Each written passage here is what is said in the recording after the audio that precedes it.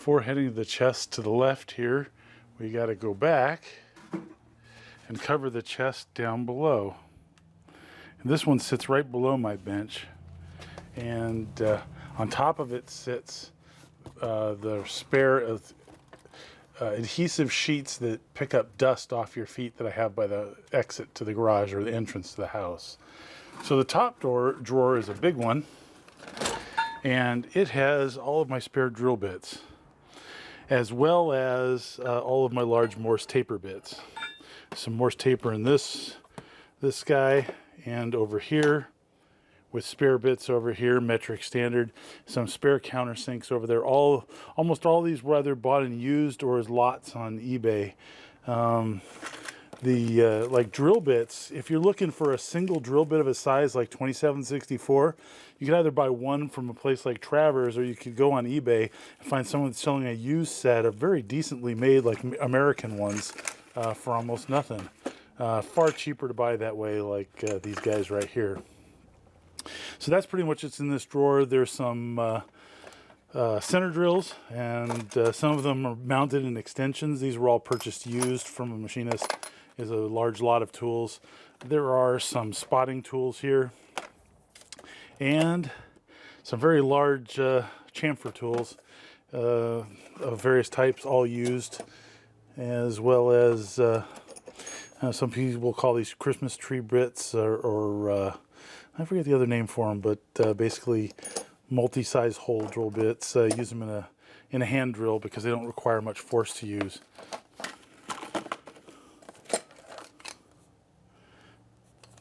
Oh, and this is a cog steel deburring tool along with a couple other deburring tools there. I also have at the bottom of this drawer some Morse taper ejection tools, like these guys right here, one of each size. And this is a cog steel deburring tool.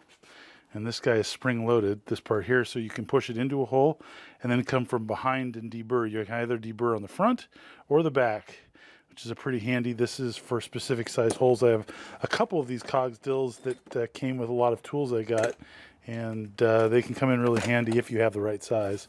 So I need more of an assortment of them. There's another one down there. I have metric drill bits. I just have a few spares. When I need a particular size, I'd buy a group of them. When I needed some deep drilling or some high helix bits, I found them in large lots, which is more than I'll ever need, but it's a convenient way to get them, like this guy. If you're drilling deep holes in aluminum, this is really handy, or even steel. Over here are some Morse taper reamers, and there's a roughing and a finishing, and I've got several sizes of those, found them used for a pretty decent price. Here's some new Chinese ones, Morse taper 1 and 2. This is Morse taper 3, Morse taper 4. And over here are a selection of taper pin reamers. And here's one example of one. You can probably see the taper. And there's some various sizes there. They go from large to small. And that came from that machinist that was in the desert. This is a tap centering tool, or V-drill guide, and got this at the Barzy Bash. Nice tool to have. And back here are some more of those Morse taper 4 adapters I was telling you about. And this is to threaded. Like I was showing you, I bought a couple in various sizes, and just keep them around when I'm making adapters, and they're very handy. Back here I've got some alphabet punches, inexpensive Chinese ones, because the American name brand ones are very expensive. Next drawer. All right. I have my drill bit indexes. These are metric, so this is every 0.5 millimeter from 1 to 13 in halves, and this is from 1 to 5.9 in tenths of a millimeter. That's sort of the equivalent of our number drills. And this is my alphabet drill set index, and I have some left-handed drill bits here, useful for removing stuck bolts and things like that. And here's some annular cutters with the adapter I made that, guess what, fits on a Morse taper 4 or the R8 adapter that I've got. And these are some solid carbide drill bits, PCB drill bits. And so they've got that funny plastic to identify size to make it quick in a machine. Handy to have around because you can drill some pretty hard materials with them. And That's it for this drawer. Next drawer is taps, and I've got some inexpensive tab handles along with some with one nice one here. This is one of my favorites, GTD Greenfield. Very nice tap handle, beautiful. I mean, a lot of these other ones are functional, but that's a really beautiful looking one besides. And I have spare taps here. Again, find them on eBay in groups and lots. That's an inexpensive way to get them. And I have a couple Harbor Freight ones here that are fit in sizes that would be too expensive to buy otherwise. Next drawer, I have my expanding arbors, some of them, and some bearing presses, press pins. They come in various sizes, so you can push bearings out of things. And these are the bits for my rotary broach, as well as some broaches. I've bought various ones on eBay. I try and keep an eye out when they're inexpensive. There's some hex ones and some square ones. And I've got one spline broach I found that wasn't $1 million. Thought I'd play with that, maybe make some, this will make the female side of a spline, and then I can make the male side of a spline, you know, on the mill with a indexing head, which I don't have yet. And this is a broach set, mixed, used, like most of these. All these expanding mandrels are also used. Next is some oxyacetylene and silver welding stuff. So I got some safety silv up here, and you know, this is silver for doing plumbing, and an oxyacetylene cutting torch, and some brazing rod. And I've got these sunglasses style oxyacetylene goggles, which are pretty handy. And that's pretty much all that's it for here. And I have a really large expanding mandrel down there that I got for an upcoming project. And that covers the big side, except for the stuff that's sticking out here. All right, small drawers. Aircraft snips and some rivet guns. This rivet gun is kind of interesting because it puts threaded rivets in that are females. And this is a standard rivet gun, and then I've got a grommet cutting tool. So tin snips and a nibbler back there. Next drawer is just a bunch of pliers and wrenches, knife hex and slip joint and crescent style wrenches, and a couple small vice grips. And stones for machining. These are stones that would be used for mold making, and I got a large group of these fairly inexpensively, and I've used them. They're pretty handy. I don't know the techniques. I'd like to learn them, along with some dressing stones back here, and my Lance Baltzy precision ground stones, which I use all the time. These are fantastic, and I keep them in the boxes, but I don't close the boxes because I'm always grabbing them, so they're really handy to have. Next is files and some file cards, and a lot of these files are really old. Some of them are wood. You probably don't use rasp files too much on metal, although I suppose you could, but leave a terrible finish. And there's some needle files in there. And next is some file handles that couldn't fit in the file drawer, and some drill bolt extractors with some drill bit extractors here, screw extractors, I'm sorry, and various sizes of those, as well as this tool, which is really handy to have in any machine shop. If you're trying to get rid of stubborn screws that are hard to remove, like Phillips and slotted, this tool is hammer actuated or impact actuated. So here's the tool. You put a bit in this end and you hammer on this end, and it causes this to rotate ever so slightly, and you can control whether it's left or right direction. And the advantage of this tool is because you're hitting down on it, it's pushing the Phillips or the flat into the hole even more tightly, into the groove or Phillips female side more tightly, so it makes it less likely to tear out. So it's handy to get really stuck bolts out, plus it's sort of impact style because you're hitting it. Last drawer is just soldering iron, solder, and some heat shrink tubing.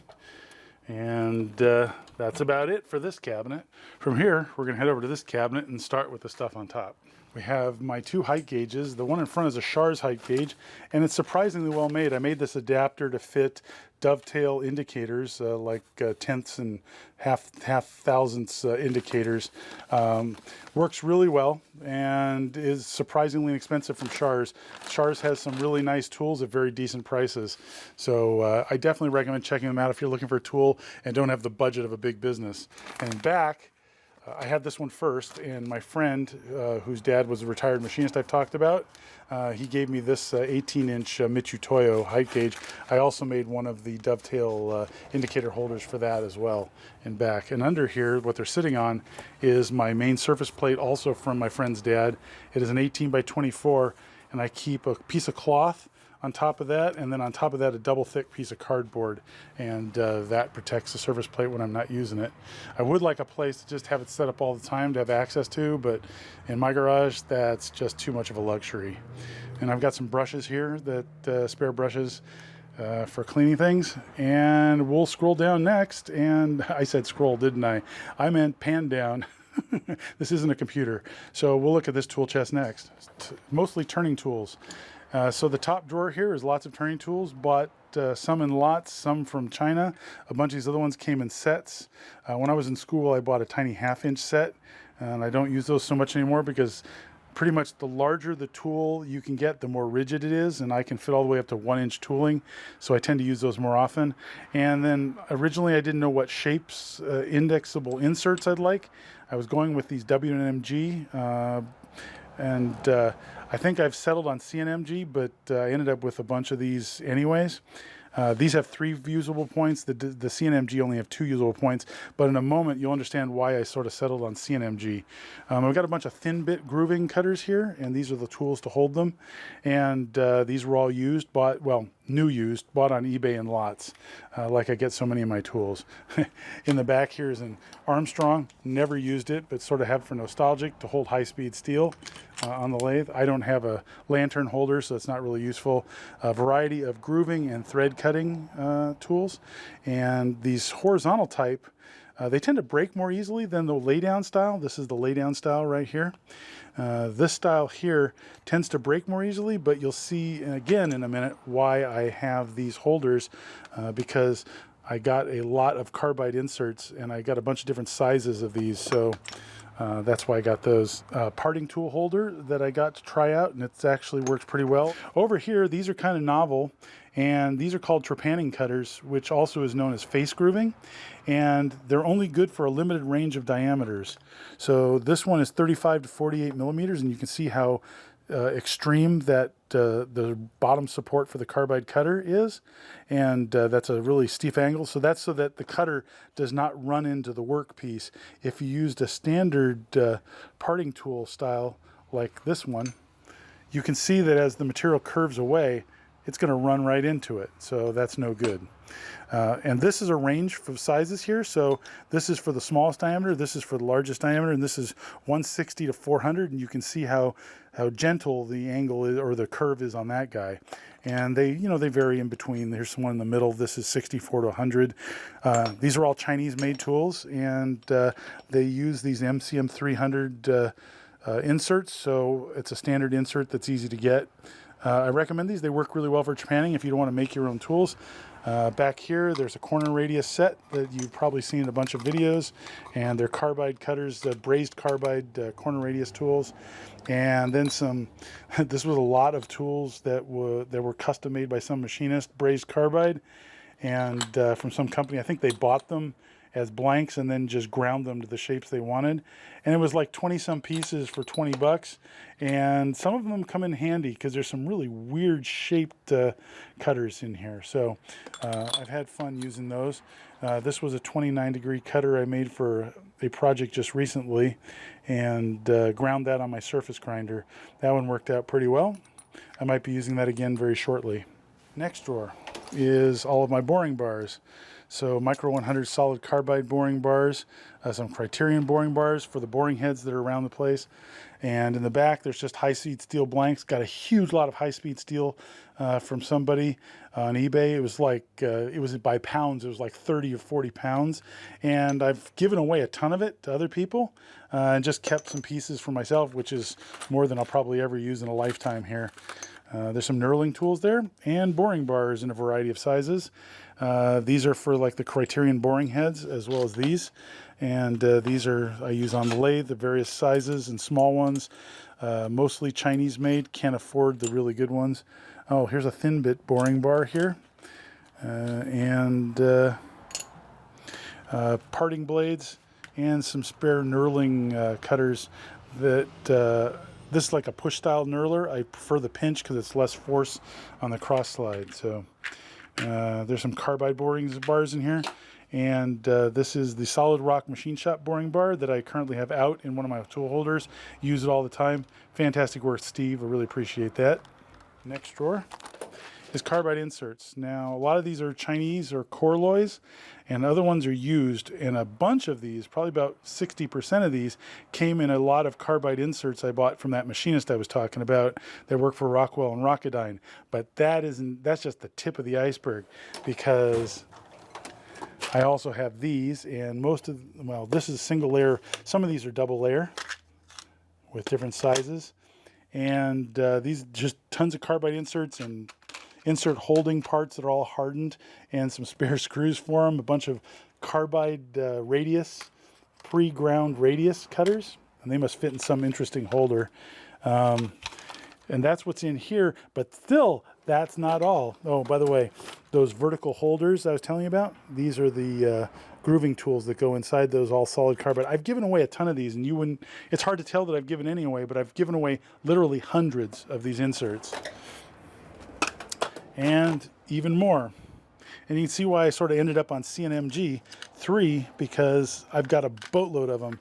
So it's going to be a long time before I run out of them. Here's a ceramic one. These are interesting because your feet and speeds are very different for ceramic, much higher surface feet per minute. And then down here I've got indicators. And these are actually some of my spare indicators that came with the used tool lots, like these Mitchie Toyo electronic ones, some Starrett metric ones, this 0.01 millimeter, a Dual here. It's a really big a CDI one here. And what is this? This is thousandths indicator. A really old school style one here, which is kind of interesting.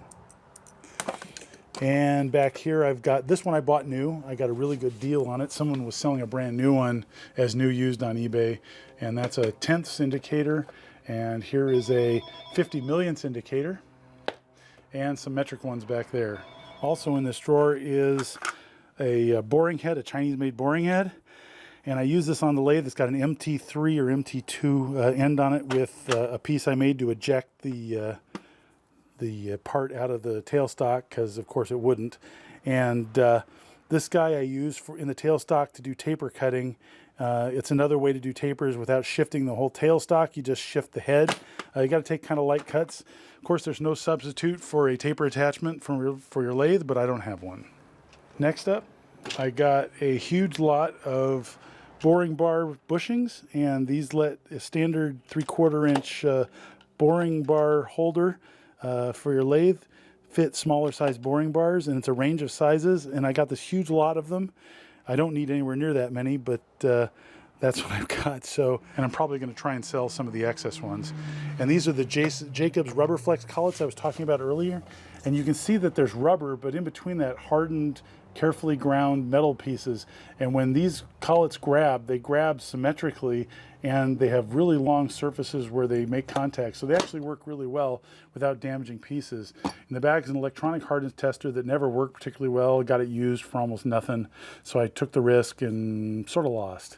And these are stands for the surface plate, holding indicators, and I've got a couple of them in different varieties. I've got a really nice Starrett one over here, and then a really well-made Chinese one, and this other one, which I forget who makes this one. This one's very pretty too. I can't remember where, this one doesn't have a name on it, but very nicely made, and the the clamps on it are way above average, much like the Starrett. So anyways, I don't use those a whole lot, and I'll let you know why when I get to the next tool cabinet. Got a box of Woodruff key cutters here, and that was a set I got for almost nothing, and most of them are unused. That was a deal. That set sells new for like $600 or $700. I think I paid $100 for that. This is a set of height setting inserts that I made for my 4-jaw chuck, and you can either use the T-slots with these rectangular ones or these round ones. And this little pin sticking out stops them from rotating when you're trying to tight.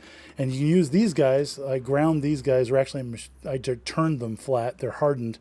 And you adjust them up to a specific height so that when you want to set something in the jaws that doesn't go all the way to the back, but is still parallel to or perpendicular, the face of it is perpendicular to the axis of the lathe. You use this set here, so that's what I got this for. And there's a variety of different tools. These are arms that'll reach in that attach to these, or you can just go straight off of these. I made a variety of different tools. These are keyed to the slots on the front. So there's a variety of different ways you can use these, all with the 4-jaw chuck. Last drawer in this case, I have a bunch of indicators that don't have any other place to go that I really need to just sell. This is a back plunge indicator set that's metric. I have that Starrett that you saw originally, and that's what I use mostly. I don't use this set hardly at all. And some other dial indicators. There's a really long throw dial indicator down there, and an SPI one here. Some of them are metric. This is a ultra precision Citizen one, and this is a 0.001 millimeter per division one. It has a remote cable to set it up. You put this on a stand, on an indicator stand, to measure something very precisely. Chuck jaws. These are machinable chuck jaws here for my 3-jaw steel. And then over here are 2 levels. I bought them used. This is a Fowler, really nicely made Fowler, hand scraped, and a Starrett, which people have seen these plenty of times. Lots of machinists have these. Both of these I bought used. This also is hand scraped and in pretty decent shape. And the nice part about having 2 of them is you can do X and Y simultaneously, so that's really handy. And that's about it for this drawer and this tool case. Down below here, I have a 2 inner pack sitting on the floor because there's nowhere else for them to live. These were being thrown out. There's an inner pack pump, manual pump, and piston. It didn't come with the hose, which is crazy expensive at a couple $100. And I got that because they were throwing it out at work. It was part of a large EMT pipe bender that bent up to something like 6-inch diameter EMT for electricians. And they got a new one, so they just tossed this out. And I grabbed onto it because the hydraulics work fine. So I just need to get a hose. Maybe I can find a clone, because paying $300 for the hose is just brutal. Down here are some magnetic lifters. These are removable. And I use these mostly, I don't use them as lifters at all because I don't have a hoist. But I use these as stops on my sliding saw, bandsaw right here, my Baxter Verticut. And I use them as stops on the bench there. And I intend on grinding them flat and square and making some tools that hold off of them for stops, because the built-in stop system over here is not ideal for small stuff. It only works well for big stuff. So that's that. And moving over to the next toolkit here, this guy right here, another Harbor Freight special. In front of that is an Edmunds vacuum pump, but needs work. I bought it as working on eBay for very little money, and guess what? It wasn't working. So they gave me my money back and didn't want it shipped back because it was too much work. I have another surface plate here. This one I got to do sanding on, but I keep it buried, and I just need to get this guy out so I can use it. This is my Square Master here, a la Stan Zinkowski. I originally saw it with him. And if you want to see something flat and parallel, square, this guy is perfect for that because it's got a granite block back there, and when this thing goes up and down, it's precisely going along the vertical axis. You have to set it up initially, and once it's set up, then it's very accurate. So I don't need those other indicators to do that. It works really well. Back here I've got a standard granite 90 block, and of course got it used. It's got a couple chips in it, but mostly good. some random vices down here in V-blocks that I use over with welding. These aren't, although this one's a precision vise, the other ones below here I use for welding, not this one.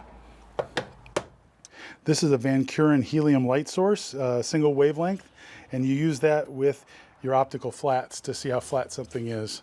The 4-jaw chuck's just sitting here temporarily. I normally keep it behind the lathe, but I keep switching off between it and the 6-jaw, so I just kept it handy. I've got a 1/2-ton arbor press there. That is a cheap Chinese one. And one of my favorites, Stan Zinkowski Bar Z Industrial Hot Shot 360 oven. Really handy heat treat oven. He's got the new 1200 series, the much larger volume ones. Very jealous. Wonderful ovens. But I'm very happy to have this one because it has a high temperature side and a tempering side that can all run simultaneously. And that is very handy because you can come out of here, go straight to quench if it was down there, back up here, put it in the tempering, quench, and you're done. That was as if this table had some oil or water in it. I mean, this chair, which it doesn't. So that's what's on top of here. Starting with the very large top drawer, I have a granite 90 over here, another one, taller one. And I got the taller one because you need to set this guy, calibrate this guy, and I use this to make sure that that guy is adjusted with the adjusters on the feet.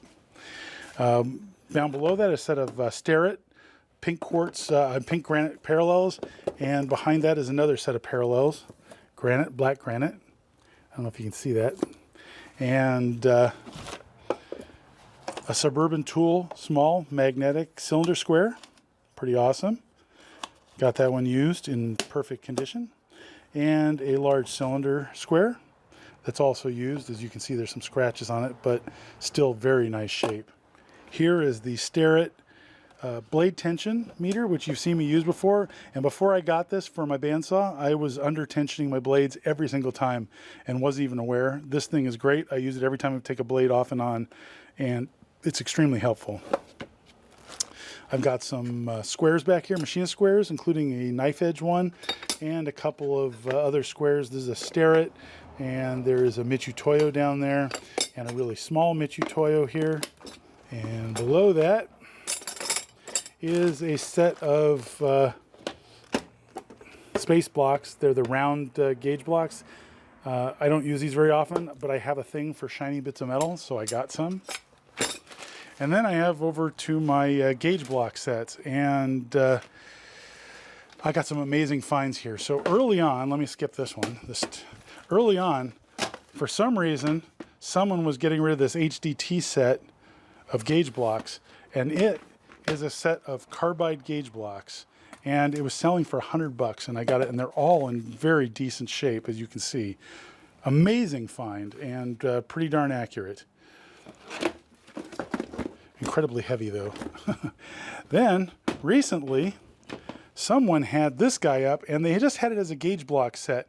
They didn't really know what they had, I think, because this guy is a Starrett crow block set complete, and they were selling it for, I think it was starting at $100, and I think I got it for $300 and something. It's crow blocks, which this set new sells for almost $8,000, $8,000 or $9,000 new, and they're in really good shape, hardly any scratching or anything. So this was a find of a century, and you know, you couple this with my absolute love of shiny bits of metal, and you know, gotta have it. And over here, also bought used for good deals, sets of, those are standard gauge blocks, and these are square gauge blocks. And I like these more than I like the regular gauge blocks for use. Just handier, more surface area, easier to use. Plus there's some tools that you can run a rod down the center and clamp some bits on the outside to measure inside and outside diameters or widths and thicknesses very carefully, and set up comparison block sets, which is all really handy. So over here I have the Hoke gauge block set, which is similar to the Michutoyo. Square gauge blocks, got them used for a very good price. Couldn't afford to buy any of these new. That just wouldn't happen. Down here I have a precision knife edge from Russia, and you can see it's just beautifully made. But fortunately it was affordable. If you got the same thing from Starrett, and you have to mortgage your house. Also, following up down here is a precision straight edge, also from Russia. And it comes with a handle so you don't heat it up and distort it. So it's precision on all four sides here. Let's see if there we go. So it came with just a little bit of corrosion on it because it was new old stock, and they were selling them at a really good price. So I picked them up. Beautiful, beautiful workmanship. That's about it for this drawer. Then down below, we have pin gauges on the right, from all the way from 0.011 up to 3/4, and some random sets that I got used for almost nothing. This is a 1/2 inch set, that's a 1 inch set, and it goes tenths plus or minus 10 tenths on either side of optimal 1 inch and 1/2 inch. So I just kept those sets, and there is that magnetic chuck that I was working on a long time ago. Probably should get rid of it. I have no use for it at this point. Just was a fun experience to take apart and see if we could make it work. Over on the other side, there's a buffer down below, a Harbor Freight buffer, inexpensive, used it at just one project, and some angle grinders up there, and I use those all the time. Those are really handy. One's got a cutoff wheel on it all the time, one's got a sanding flap wheel, and another one an abrasive wheel. And it's handy to have more than one so you can not have to change wheels all the time, and I carry my spare wheels on the door. And that's pretty much it for this cabinet. So moving over past the Hot Shot 360 oven, Go Bar Z. I keep some stock on top here, small bits of aluminum and pieces, because every square inch of this shop is used. And inside this cabinet is my bar stock. And anything under 18 inches fits pretty well. So on top I have various steel alloys, including cold rolled, and some other ones like 52-100 I put up there, and some 12L14. Next one is stainless steel and brass and plastics. And then some alloy steels, 4340, and some stainless back there, 1144, sorry, stress proof back there. And down here is tool steel. And on the bottom is large chunks of aluminum. In the drawer is just scraps of bits that I might want to use at some point in the future. And to be honest, I can't easily get rid of pieces of metal. I just like them so much. So periodically I have my sister, who's a teacher, come by and take them for her robotics class that they have at her school. And so she just takes them for them, and they use them because I can't bear to throw them out. So that's what I use this for. This is a Harbor Freight side cabinet. And they had to give me some extra shelves, and they were really nice at my Harbor Freight and just gave me extra shelves for it. So that was pretty awesome. Then moving over, got some tanks of argon, including one that's a helium argon mix for doing thicker aluminum. And here is a plasma cutter. And that was purchased for my wife to do cut out bits of metal.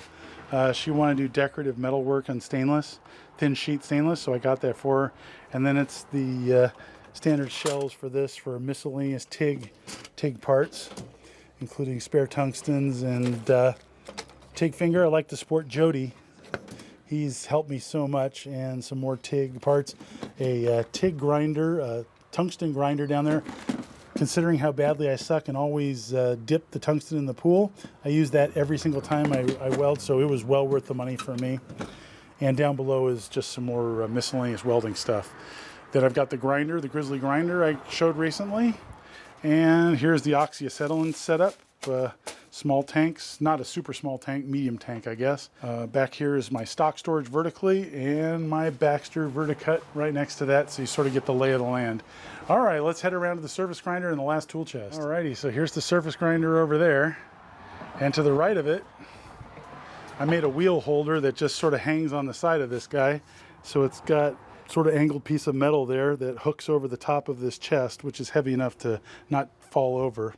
And it's currently sitting under the outfeed table of my table saw, where it won't be able to easily move because, like I said, everything has to be squeezed in here. So the cabinet just stays here. First drawer is tools that came with the surface grinder and some miscellaneous tools that are used on it, as well as some touch-up paint that it came with, which is a nice touch, and some pullers for wheel pullers in there, and some dressing blocks for the diamond wheels. Next drawer is a matched pair of grinding vices. One I got from a machinist made grinding vise, and some spare hubs back there. Once I put them on a wheel, I often don't take them off so I don't have to rebalance them immediately. And a parallel set that I used to use over on the mill, but I bought a second set because these are really inexpensive, and unless you buy like Brown & Sharp or something, but these are Chinese made ones. So these are just for setting up off of the back fence. So if you want to space something out from the back fence here, you use a parallel off the back fence and then slide your part up and it'll still be parallel. So that's what these are for. It's handy to have them over here.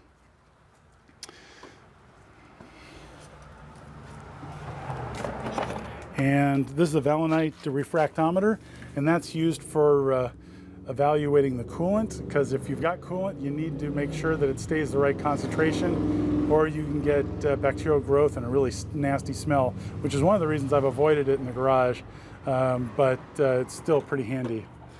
Next drawer is some transfer blocks, some magnetic transfer blocks that I got used. Some of these are machinist made, some are purchased. There's some angle blocks, V-block style. Back here is a set of Brown & Sharp micron hold down plates, magnetic hold down plates. So they've got a flexible piece of steel there in the middle, this real thin part, and these sharp serrated edges get pulled down once you turn on the magnetic plate, and they can hold flat things that aren't magnetic. So very handy to have. And this is a magnetic angle block that's adjustable. So it's tight right now, but this whole section rotates, and it transfers the magnetic field from the magnetic chuck on the surface grinder right up to your work, even at an angle. So it's pretty neat. Next drawer is empty. Haha, look at that, an empty space. We got to fill that. Down here is the grinding vices. So the first grinding vise I ever bought for my mill was this one to use as an adjunct vise. And that spacer that I showed you much earlier on, if you saw my earlier videos on the shop tour, that spacer goes with this vise to work with the mill, because that'll put this parallel portion here at the same height as the Kurt vise. And there's a small grinding vise, and this one was a machinist made from a retired machinist, and I loved it. It was so beautiful that I bought it. It's a very large grinding vise, and you can actually pull the top down flat to the surface, as well as tighten it with a very fine pitched lead screw. Very nice. I got this Wilton recently. You saw me make the plate for it perhaps, and this is to grind my bits and other things on. It's got multiple angles, so you can rotate this way, you can rotate this way, and rotate this way. So it's got a lot of axes of control. And on the bottom here is a Suburban Tool well-used sine vise, a magnetic chuck on top. And I got that for almost nothing because it was used, but it's still really good shape. So very happy to have it. This is a magnetic chuck, a small one that I can use an adjunct chuck. This is a Suburban Tool rotary grinding holder that uses 5C collets. It's a lot like the Master Grind, except it's what they had before their Master Grind. And it was on a permanent fixture for a car manufacturer, for GM, and it was a custom part for them. So unfortunately I don't have the stops for it, but someday I'm going to make some and we'll pop them on here. I use this to make my centers and any round parts that I want to adjust specifically, and it would be really handy to have the stops on here, so that might be sooner than later. This is an end mill sharpener fixture to go on the magnetic plate. Uses 5C collets as well. And this is the wheel balancer with arbor in the middle that came with my surface grinder. And that is about it. So that really covers my whole shop. Over here is the back of the fan that's always on while I'm working in the shop during summer, because it's really darn hot here, and some spare coolant down below. And again, I've shown you the storage before. Over in the corner, more storage. And that about covers it. The TIG welder's under here, and my table saw is under there as well. That is a Delta Unisaw, and I use it more for a table to do welding on. This is a 1-inch piece of aluminum plate than I do use it as a table saw. So this is removable.